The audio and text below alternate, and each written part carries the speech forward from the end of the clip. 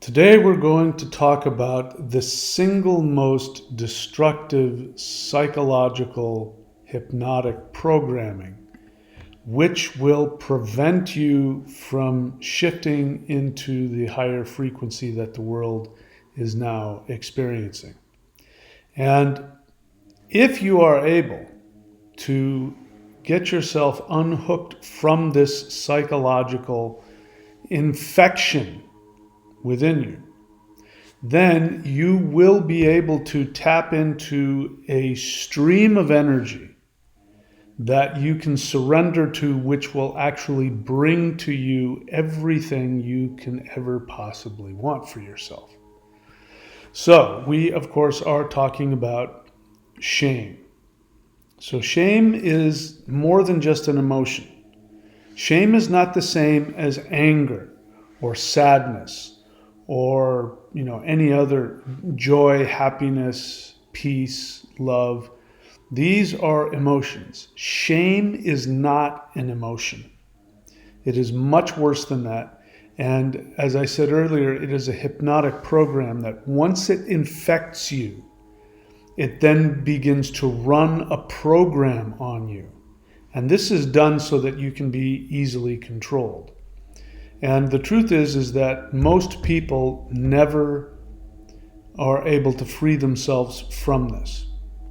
So let's go ahead and get into it. So what is shame? Shame is fear of judgment. Shame is not guilt. Shame is not insecurity.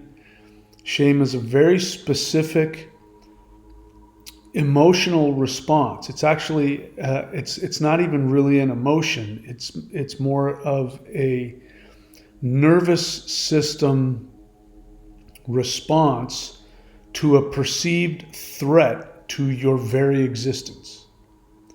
We don't think of it that way because we realize cognitively that there isn't any physical threat to our life at the moment. But you are responding to it psychologically and from the perspective of your nervous system as though there is a direct threat to your existence. So it is fear of judgment. Judgment is that you judge somebody, and the judgment. Well, this is why it's associated with eternal life, God's judgment, at Judgment Day, because what's going to happen, according to that tradition, is that God is going to decide whether or not you get to live forever, you get to exist, or whether you're going to be punished forever. Whether, it really is about your essence, whether or not your essence is acceptable. And this creates an extremely destructive codependent dynamic. We'll get into that a little bit later. So shame is codependent. I guess we're going to get into it right now. So codependence is not what you think it is. When I say the word codependence, you think of somebody who is clingy and can't tolerate being alone. So they depend on you. People look at the word dependent, and they go, I'm not codependent. I don't need anybody. That has nothing to do with it. Codependence means that you get your value, you get your relevance, you get your permission to exist based on things outside of you. How you look, how much money you have, how successful you are, anything outside of you. If somebody's opinion, if you're waiting around for somebody's opinion, if you're waiting around for becoming successful, if you're waiting around for getting more money, if you think you need more money in order to function better in life, that is codependent. This is what spiritual practices have been focusing on and teaching for thousands of years. This is what enlightenment really means. Enlightenment doesn't mean I've awakened to some truth. It means that you have become self-reliant, and that the only thing that you seek is to find the validation within.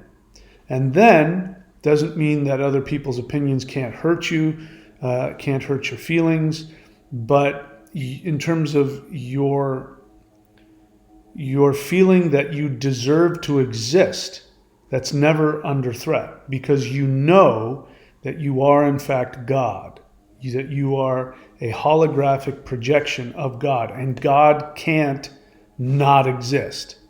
So the whole, Abrahamic idea of a human being being thrown into hell for whatever reason, that can't exist. It's impossible for that to exist because you are a holographic projection of God. And so that would mean God would be taking a piece of himself and throwing it into hell, which is ridiculous. The universe would stop functioning. So this is how crazy shame is, because shame is the feeling that you don't deserve to exist. And that if you just had this, or if you just did that, then you would be okay. And as long as you maintained that, then you would be okay. This is shame. So shame versus remorse. So people get confused between shame and guilt, or shame and remorse. Guilt is a word that can kind of go, and I'd prefer not to use that word. Remorse is a better word. Remorse is you yelled at somebody yesterday, and after thinking about it, you realize, you know what, that person didn't deserve that. And so you go and you apologize. And that's, you've thought it through, and you realize that again, that person didn't deserve that. You don't feel guilty. You don't feel like you don't exist. You forgive yourself in that moment. And then you make the decision not to do that again. You make the decision that, next time I'm in that kind of a mood, I'm just not going to let myself lose my temper at anybody. I'm going to take a breath. So remorse seeks to resolve the issue, and it's an issue within you. And you don't apologize to get the other person's forgiveness, because lots of times you go and the person might not forgive you. That's okay. You say, I did my part. They can accept it or reject it. But shame is dependent upon the other person's response to you. Shame it kicks in, and if you go and apologize and they don't forgive you and they start yelling at you and judging at you, you feel worse. You want their approval. It's really about getting their approval. The guilt is about getting their approval again so that you feel validated. Shame is learned. This is important. Shame is learned. Shame is a fear. Again, shame isn't an emotion. It's actually a defense mechanism response. And it's about survival. When people are in shame, it's because they believe that their death is imminent, even if they don't consciously understand that their physical survival is at stake. Their mere existence is at stake. So it's a selfish way of wanting to just be approved. The fear that if something or somebody or they don't approve of you, you will disappear. But if they do approve of you, at least for the moment, you're okay. So shame is learned. You're not born with it. Shame negates your soul. We pretty much talked about that. And shame is unnecessary. It serves no function. So we talked about remorse. Remorse is a natural evolutionary response within somebody who doesn't have shame. If somebody has self-love and self-worth, for their own happiness within themselves, they will go and apologize. They will go and change their behavior. They will seek to become more loving, more kind, because that's what happens to people who love themselves. They feel a connection to other people. They have empathy. They feel compassion. It happens naturally. They don't have to force it. So you don't need shame. Shame doesn't have any function in an evolved human society. And so kids who are born without shame are much more compassionate, they are much more loving, and they're much more successful. We're going to get into that in a moment. Okay, so shame is completely unnecessary. The purpose of shame. Animals use shame in packs, right? So you've seen dogs do this. Now, if you've had a dog, dogs respond to shaming. They're wired for it, because in a pack, there's a pack leader, and the pack leader basically keeps control by threatening other pack members. Even put them down on the ground and yell and yeah, and then the dogs submit. This keeps, it's an animal function. It allows the strongest, most powerful, most intelligent, wolf leader to be able to lead the pack so that they will survive. It's a survival mechanism.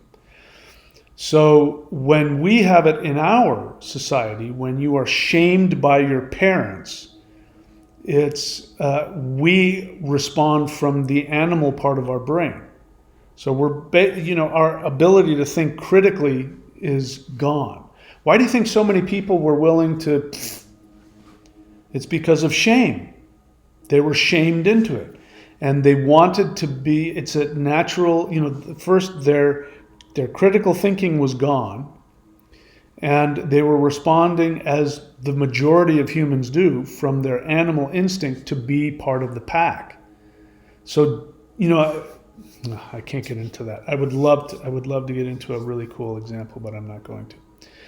So, animals use shame in packs. To be filled with shame is to accept being an animal. If you have been hypnotized into using shame, living from the survival strategy of shaming yourself, allowing yourself to be shamed, you are accepting becoming, basically a monkey, a chimpanzee. Chimpanzees use shame, fear. So do you want to be an animal or do you want to be a human? So shame has one purpose: to control your behavior, period. End of story. Shame doesn't teach you any lessons. It doesn't make you more humble. It doesn't, like that phrase, have you no shame? That you're guilting people into trying to control their behavior. And the truth is that nobody ever evolves when they're being forced into something, whether that's through fear or intimidation. Shame is all of that. It's fear, intimidation, power, control. It doesn't have any ability for you to be self-reflective. So shame has one purpose: to control your behavior. Only those who feel shame use shame as a tool. So this is one of those things that's self-perpetuating. Like many other dysfunctional and abusive things that people do. There are people who are monsters who end up going to prison, or even, they're unalived by the state for their behavior. Those people feel horrific shame. They've felt it their entire lives. It's a response to that even. It might even be a response to try and get control back. So control and shame is the same thing. And whenever you control somebody, they never come to any awareness. If they're responding out of fear, fear for their lives, or fear for their acceptance, or fear for, under any reason, insecurity, fear, when people respond out of that, when they live from that, they never become self-aware, and which means they can't grow. We talked about remorse earlier. Somebody yells at somebody and they realize the next day, this happens to me. Sometimes somebody will say something on the channel I don't like, and I'll respond harshly, and then I'll go back and I'll go, you know what, I'm sorry, I snapped at you, you didn't deserve that. So that's remorse. And that, again, comes naturally when you live connected to yourself. It doesn't mean that you're perfect. Shame also gives the false idea that you can become perfect. That's why people who are perfectionists are full of shame. This is why, people who are really into body image, like bodybuilders and models, I mean, they get perfectionistic over the slightest little things in their body. And if their body isn't perfect, then it's their entire value is gone. So if your parents shamed you into being a perfectionist, you're never going to be happy. There's always going to be, it's never going to be enough. All right. So to be filled with shame is to accept being an animal. Only those who feel shame use shame as a tool. All right. Shame is the only thing blocking your ascension. Without shame, you are completely free. So right now, just sitting with you, just sit with yourself and be honest. Is there something that you think you should be doing right now? Do you need to go and make more money? Do you need to go, this has been my whole life. I'm just now getting to the place where I'm comfortable having days where I don't do anything. I do something when there's something to be done. I do work when there's work to be done. And if there isn't any work to be done, I don't do any. I do what makes me happy. I relax, go have fun, go walk on the beach, go surfing. I create videos because they're fun and enjoyable. But throughout, I can, especially, when I was younger, if I went through a day and I didn't work my ass off for 8 hours, then I felt like I had screwed up. And if I didn't know what I was supposed to be doing, if I had a day off, and this is really, so let's talk about procrastination. So as a YouTuber, I know that videos about procrastination are very popular. And I'm going to tell you why that is. It's not because people want to be more successful or more productive. It's because people are filled with shame. And so they have this feeling in them that they have to be doing something all the time. They feel it as guilt, but it's shame. It means you don't have any value if you're not making widgets. This is why people are willing to go to work for 8 hours, 12 hours, 14, 16 hours a day.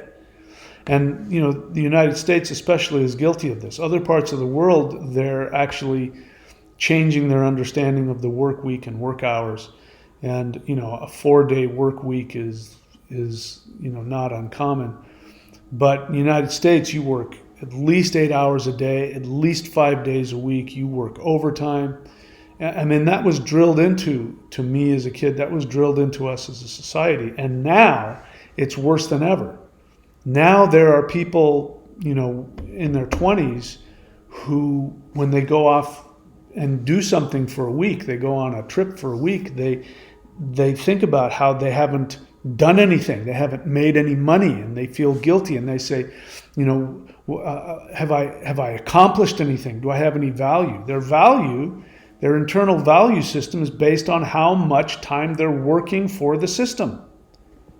And even if, you're working minimum wage, it's amazing. People will come home and feel like they've accomplished something if they spent 8 hours working minimum wage, slinging burgers or something. So that's, again, shame telling you that your value comes from what you do. And in our society, let's be clear, we live in a society that is based on a Ponzi scheme. It's a pyramid scheme. People at the top are making all the money. And all of those of you out there that you think you're some business mogul because you're off investing, right? What are you investing in? You're investing in huge corporations that make a ton of money creating nonsense or garbage that you don't need.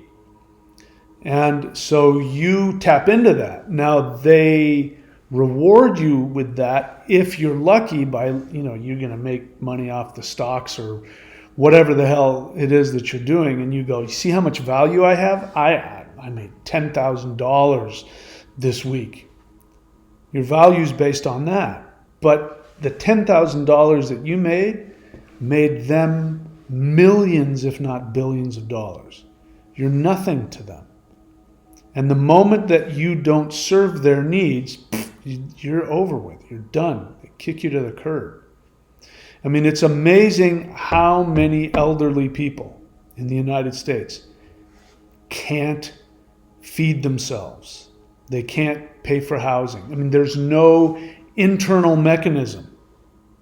We've got I'm not going to get too political, but there's no internal mechanism to go, these people, built this country. They worked their butts off. They're sending billions of dollars to other countries. Not a dime goes to their own elderly. Throw them out on the street. Let them die. This is shame. Shame gets you nowhere. The point I'm trying to make is that there is no payoff. The payoff that you think is coming. If I just do this, if I just achieve that, if I can do this, then you think that someday you're going to get to this plateau, you're going to get to the top of the mountain, you're going to go, I did it. And then all of a sudden this feeling of value and worth will come over you. You'll have no more feeling of needing to accomplish anything. Again, look at the billionaires. Look at Bill Gates. He's an old man, and he still won't stop. He still needs to find ways to make more and more money. It's because of that, I can only imagine within him just cycle of shame that won't ever quit. So this is a psychological infection. It is a program. It is a hypnotic program that infects your entire body, your entire nervous system. And it is meant to do one thing, which is to separate you from your soul so that you can be an NPC game piece that can be used for the shame-based rulers of this world. Now, there is a way to live without it. You can live completely free of it, full of peace, full of happiness. Think about it. I mean, when we go on vacation, what do we do? We go to natural places, we go to exotic places, we might even go to foreign places where those foreigners, who just lie around all day and, don't do anything, and we love it, we worship it for a week, and then afterwards we get back and we go, yeah, those lazy, no good brown people not doing anything. I'm going to go and make some widgets. It's part of our nature to focus on our awakening. The truth is, we should only work as hard as we need to take care of whatever physical needs that need to get taken care of. We should only work to accomplish the things that give us joy in life. We do what I need. The truth is that if it was revealed to you, because look, we live in an economy that is based on petroleum. And it's constantly being held over your head. There's going to be a gas crisis. There's going to be an electric crisis. There's going to be, what happens if there's a food crisis or a food shortage or, energy shortage? That's used to keep you in fear all the time. But the truth is that human beings do have 0-point energy. And once that gets solved, the entire economy is going to collapse. And because there will be no need to constantly be running around holding up this infrastructure of, what you think you need in order to survive. And that mindset is gone, and the only thing that is left is you with your spirit, with yourself. You have all of the resources, all of the food, all of the things that you need. There's no threat of that being taken from you. You're going to find yourself with a lot of time on your hands. And that shame isn't going to have anything to tap into. So you can live free of that, happy, joyful, full of bliss and happiness, and allowing your mind to expand, allowing your mind to evolve, allowing your spirit and your mind to evolve, not to mention your frequency itself. So without shame, you are completely free. Without shame, you can know your soul desire. So shame is designed to disconnect you from your soul. And this is why if you're watching me and I ask you what is it that your soul wants, if you can't tell me immediately, it's because shame has gotten between you and your soul. Your soul incarnated into this body in this life, not to work out karma, not because you were trapped, not because you were forced here, you chose to come here, but because it wanted to experience something that can only be experienced in the third dimension, that would be fun, that would give joy, bliss, pleasure. It's the only reason your soul has come here. God's will is not something you have to figure out.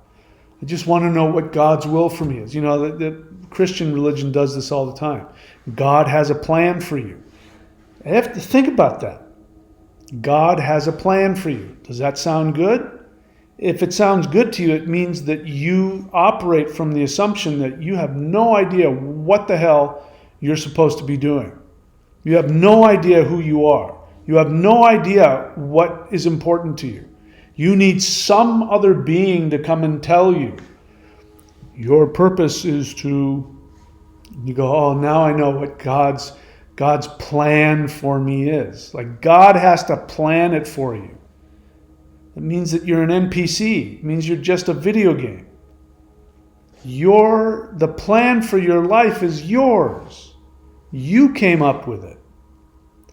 So instead of trying to get God to tell you what God's plan is for you or what your destiny is, the thing to do is to get connected to your soul, because your soul will tell you. And when your soul tells you, you will be filled with bliss and joy at the thought of doing it. You'll have your own struggles staying on it. But if I ask you, you know, what is your soul desire? If you can't answer me, that's okay. It means that you have been programmed with this guilt mechanism, this shame mechanism, which has separated you from your soul. So without shame, you can act toward your soul's destiny. The 5D world is a world completely without shame. It won't exist. So the biggest lies that you have been told, and you're continuously being told, is that higher dimension, people want to throw Gnosticism at me. They think that means something. They think that Gnosticism is some really evolved religion because it says know thyself and things like that. But the idea that there is a demiurge, that there is a God that is more powerful above you, who has forced you into this third dimensional hell to feed off of your energy. That experience is real, but it's not coming from a spiritual source. It's coming from a human source. You are food for the human elites who operate like animals and use shame as a pack tactic to keep you in line so you will do what they want. They feed off of your fear, they feed off of your negativity, they manipulate you with your shame, with your guilt, with the need to feel like you need to be and do something just to have enough value to exist. This is why religion was invented. To completely control you. They're feeding off of you. So that belief that there's a God out there, or beings of light that are, giving you false light. Don't go into the light. That is an understandable response to what humans are doing to you psychologically, because we have to go back to infants. Infants see their parents as God. So what it means is that you have parentified the system. It doesn't matter that you think you're rebelling. Kids rebel all the time, and what they're doing is they're trying to get negative attention from their parents. For instance, one of the things that shame does is it has people act with temper tantrums. So people will walk around with temper tantrums all the time. They'll be angry about things all the time. And especially when they feel like they're not good enough, think about this. How many times have you found yourself just being really upset and angry because you didn't have enough money, because you couldn't become successful? Think about how much anger you've had over that. Well, I'm here to tell you that experience of being angry. As I'm saying that, I'm thinking about people walking around smoking cigarettes. People who go outside to have a cigarette break, and they'll sit there and they'll have an angry look on their face. Because the truth is that people think that when they're in a bad mood, when they're depressed, when they're angry, when they're worrying, they think they're accomplishing something. Now, if you step back, you go, well, you're obviously not accomplishing anything, because you're not figuring anything out. So all of this emotion going into the worry, what is it? It's very simple. It is a temper tantrum designed to get your parents to notice you and comfort you. It is an infantile reaction to feelings of shame. So even the people who think, who go off and talk about the earth being flat and things like that, that get involved in that and feel like they're above it all because they're rebelling against those forces of those false beings of light that are trying to suck the life out of you. What you're really doing is you are having a temper tantrum, hoping that God will feel sorry for you, and that God will reach out to you and take you in his arms and say, it's okay, here's some money, here's some food. That's really what you want. And that comes from a state of dependence, comes from an infantile state of dependence. And it doesn't matter, and I've said this about atheists. Atheists are really, they're usually they are Abrahamic believers in monotheism, even though they'll tell you how ridiculous and bad monotheism is. So intellectually they understand, but emotionally they're still infants. And so their hatred towards that one God is really about wanting that one God to feel sorry for them and come and hold them. Because before monotheism came around, people didn't have these kinds of, there wasn't that kind of thought, didn't exist. It was like, oh, those are your gods, those are interesting. Oh, these are my gods. Oh, I worship nature. Oh, cool, you worship nature, I worship the sun. That's awesome. There was no competition. So it all comes, again, why do you think monotheism was so widely used? Why it went into 3 separate competing monotheist religions? Because it's an excellent way to control people through shame. So, how do we get free of it? You have to find your soul desire. You have to know what your soul wants. And if you don't know how to do that, that's okay. I can help you with that. If you want to know how to do that, you can ask me how to have a session with me, because within an hour I can help you figure it out. Whether or not you follow through, that's up to you. The other thing is that to remember that shame is a program that's been programmed into your nervous system since you were an infant. So it's now been woven into your nervous system as a survival mechanism. It's not just going to go away. It's going to fight to stay there. You're going to have to work to get rid of shame. There are ways that you can do that. There are hacks that you can do to tap into your energy system. So the way out of the nervous system is the energy system.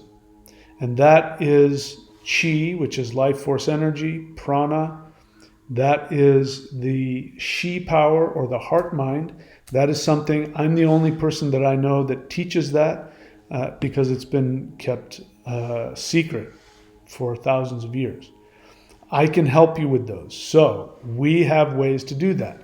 First thing to do is to go to thunderwizard.com if you're brand new to this, and you go to the shop, you see Mao Shan Summoning the Immortals Moving Qigong. What this will do is this will connect you directly to the actual light beings who will work with you to get out of this system of shame. And you will feel an energy that you've never felt before. And in that energy, there will be a feeling of love. There will be a feeling of bliss. You will have to face your attachments to wanting to be loved and accepted by the Ponzi scheme. But if you put the energy into it, you can be freed. You can also go to thunderwizard.com and you see next to it Celestial Qigong, the foundation of Mao Shan energy work. That very simple movements, very simple postures, extremely simple and natural, that will awaken this. Why I'm pointing here is because you're either living up here, really back here, or you're living here. These are the only two places that you can live. And when you open up this is a portal to higher dimensions. Your soul, if you want to live from your soul, it means you live from a power that is actually being projected into the third dimension. So do you want to be operating from the third dimension, which is what the Ponzi scheme narrative is all about? Go out, make money, have a perfect body, do whatever it takes to get people or society or God to love you. You can live like that. That's one way.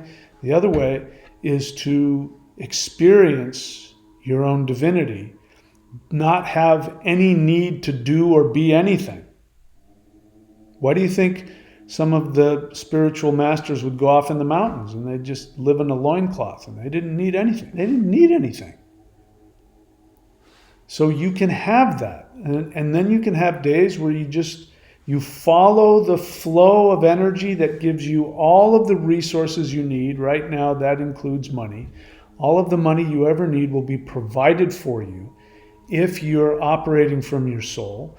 You'll have days, if not weeks, where you don't have to do anything except be with yourself and have fun and enjoy yourself. You'll get rewarded every time you're operating from the flow and you give yourself joy.